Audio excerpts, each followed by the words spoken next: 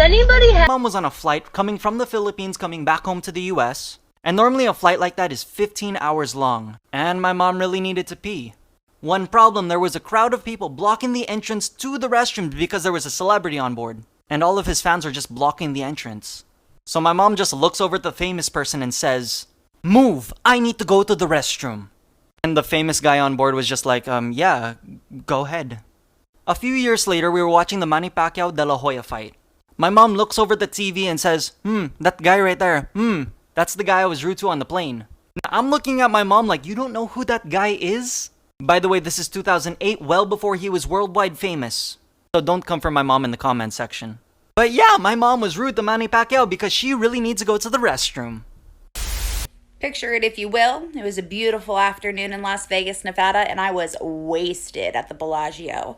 Walking through the main gaming floor, I saw a former childhood star playing 3-card poker just out in the wild. No high limit room, no security. That was my dude here, Emmanuel Lewis, from the 1980 television series Webster.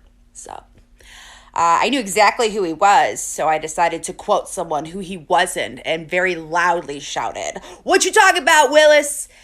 in his general direction, in which he looked like he was about to get off of his gaming stool and punch me right in my face. So I left very quickly. Yeah, I do actually. So 3 years ago, I was at a cafe that had the best chai muffins. These chai muffins were unmatched. I go in to get the last chai muffin that I see, and the lady in front of me takes it! Swipes it away! And I went, no! That woman was Susan Sarandon. God damn it, Janet! I would like to come on here once and for all and say that John Mulaney bullied me when I saw him on the street in Georgetown, and I ran up to him saying, "I love your work so much, I'm such a huge fan." He looked me dead in the eye and went, ugh. I had beef with the second winner of RuPaul's Drag Race, Tyra Sanchez. When I was 14, I was really into RuPaul's Drag Race stan Twitter. Oh. And Tyra Sanchez had basically threatened to bomb DragCon. And was telling fans to KYS, whatever. So I wanted to see if I could get under her skin and get her to tell me that, because I was a kid. And she did. She fought with me for so long. But when she realized I was a kid, she tried to make up with me, and then she followed me on Twitter. I'm gonna look for the screenshot, but I remember tweeting something ugh, sad, bored, and hungry, and she was cheer up. I've literally thought about this every day since I was 14. I think it's the funniest fucking thing in the entire goddamn world. Kind of, but mine is very one-sided. A year ago, Sarah Lee uploaded this post to Instagram.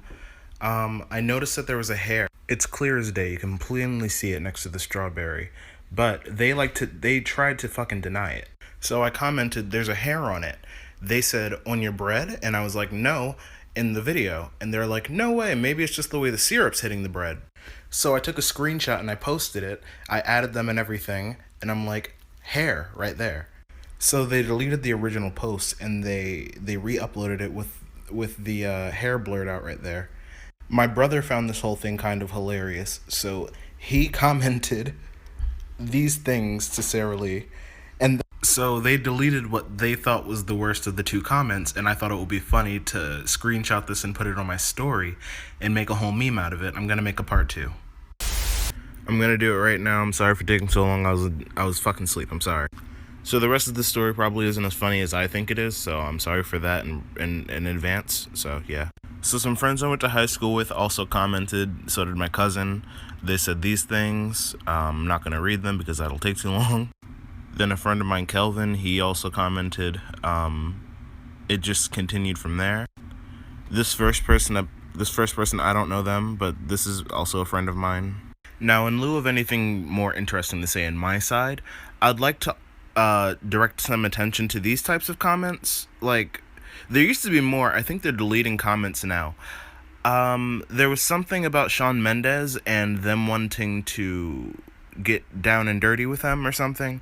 I don't know what that's about, but I thought that was hilarious and I thought I'd mention it. So thanks for watching. Thank you for following me. You can unfollow me now if you want to. So not a lot of people know about this, but I'm ready to spill the tea since everybody else is. Who remembers Jonathan Lipnicki from Stuart Little? He plays the little boy in Stuart Little, and he's also in The Little Vampire. So anyways, I was 21 years old, and I was in Los Angeles, California, and went to a show. After the show, there was a meet and greet, and he recognized me from Instagram. He asked me to go out to party with him, so I did. He had one too many drinks, so he was trying to smooch all over me, getting really handsy and everything, and I was like, okay. So the next day he texts me and he's like, I shouldn't have done that. I just broke up with a girlfriend, blah, blah, blah. Let me take you out to dinner. Please tell me why when I went to dinner with him, he brought a girl with him. It was so awkward. It was the three of us. It was so weird. She went to go to the bathroom. It was an awkward conversation. Anyways, if you want to see pictures, make sure to like and comment this video.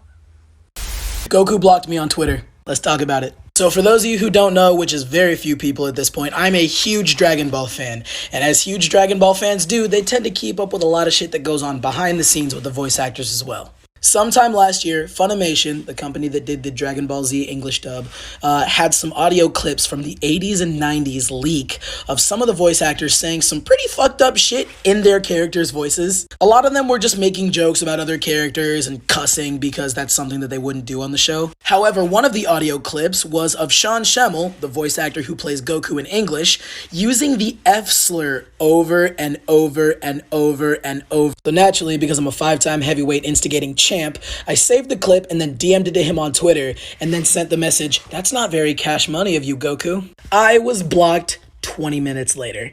Sean, if we ever meet in public, I'm sliding you. I do, and it's with the singer of OTEP, OTEP herself. May 2nd, 2011, they came to Billings, Montana. I got autographs from everybody in the band but for the singer. I bought the bass player a drink that night and asked him if he'd be willing to take my CD to get it signed. He was super cool and was totally down for it. He knocks on the tour bus door and she answers. She comes up, we say, "Hey, what's up? How's it going?" She's all cool and kind until he goes, "Hey, this guy would like your autograph." She then turns into a straight bitch. She says, "No, I don't give my autographs out to guys. I'm a lesbian, so if you had a pair of tits, maybe I would do it for you." Oh. And secondly, you had to bribe one of my bandmates to get my autograph? How lame are you? I called her a bitch and walked away. The bass player apologized to me and we went back to the bar. She went on stage that night and we had a stare down between me and her. Bitch. So this actually happened when I was in the 5th grade and Camp Rock came out. My sister loved the Jonas Brothers and I wanted to be edgy and be like, I don't like the Jonas Brothers. So Camp Rock came out. They used to have this like celebrity phone number that you can call and like leave a message for any celebrity that you liked. So after the movie came out, I called Demi Lovato and I was like, "Oh my God, I love you so much, Demi Lovato. You are my favorite person in the world. I feel so bad for you that you had to co-star in a movie with the Jonas Brothers. That is so embarrassing for you. Love you. Bye." And she fucking called me back. I didn't even know that you could call, like, a celebrity could call you back. And she called me back and was like, "That is so fucking rude of you," which it was. And, like, "How dare you say that about my friends, blah, blah, blah." And I was like, I called her back again. And I was like, "Demi, I am so sorry. I did not mean to hurt your feelings. I love you." And then she called me back again and was like, "It's okay. Just, like, learn to respect people, please." So that is how Demi Lovato literally raised me and taught me manners. Okay, so this is my last celebrity beef, I guess, and I promise I have some good story times. And unfortunately, this one involves Nick Cannon, who I always heard was actually a really nice guy, and I think he was just having the worst day ever when I auditioned for America's Got Talent. Now, I actually didn't talk to Nick before. The time that he interviewed me was like the first time I met him. It was after when the show had asked me to do an extra bit with Howard Stern. I don't think it ever aired, where I was like following him to his dressing room. It was completely planned or whatever. Like, Howard was really nice. Sharon was like nice, and even Howie was cordial. Nick was horrible. Nick looked at me like I had escaped in there, that I somehow got past everybody, and he literally yelled for security with nobody around, which, like, security, security. It was so weird. The judges were all there. It was like hella embarrassing, and I just was standing there, and he's just like, "You need to get the fuck out of here."